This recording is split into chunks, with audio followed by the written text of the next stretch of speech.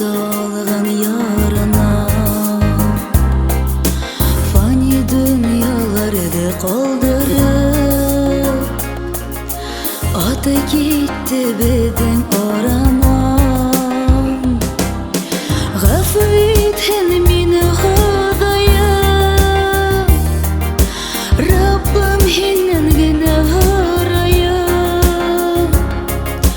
Yen keyderi bulğun yennette, atayım unuta almayım.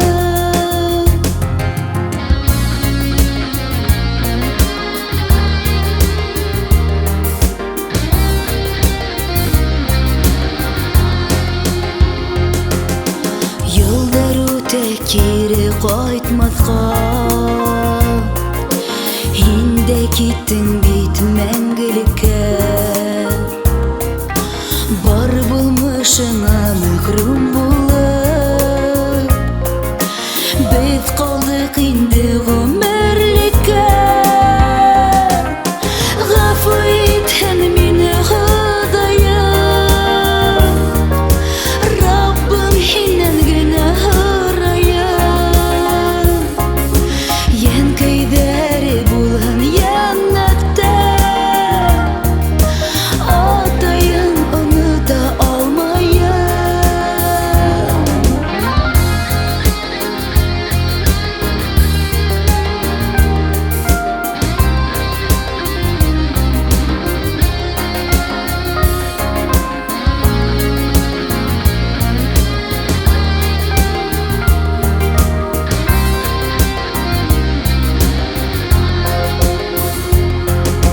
Xatirimde qalğan barığı,